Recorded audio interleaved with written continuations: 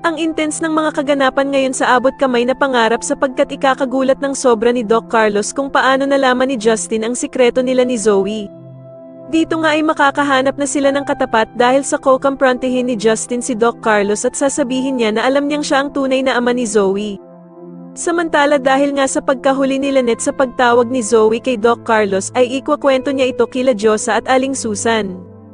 Kaya naman ay agad na pagsasabihan ni Aling Susan si Lynette na bakit daw tatawag si Zoe sa asawa niyang si Doc Carlos samantalang hindi naman nga daw sila magkaano-ano. At dito nga ay dadagdag pa si Diyosa na sa dinami-dami nga daw ng pwedeng tawagan ni Zoe ay bakit si Doc Carlos pa ang palaging pinipili nitong tawagan.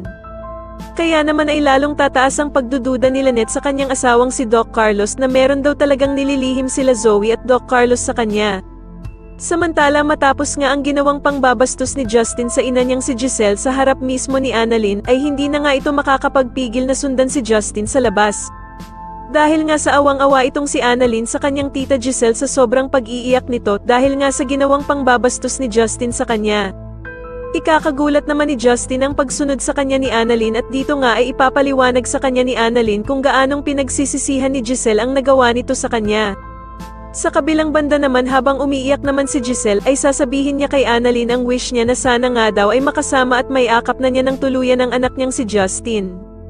At dito nga ay mukhang tinabla na si Justin sa mga sinabi sa kanya ni Annalyn tungkol sa ina nitong si Giselle dahil sa mukhang nakukonsensya na ito sa mga sinabi niya.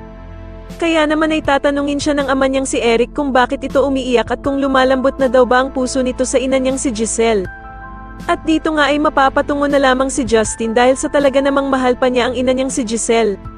Sa tingin niyo si Justin na nga kaya ang maging susi para mapabagsak ang pamilyang manloloko na sila Zoe, Moira at Doc Carlos, mas lalo na nga talagang nagiging exciting ang mga susunod na kaganapan kaya naman ay mas lalo pa nating abangan ang mas lalong gumigandang abot kamay na pangarap. Maraming salamat po sa inyong panonood at sana po ay masubscribe niyo ako. Maraming salamat po.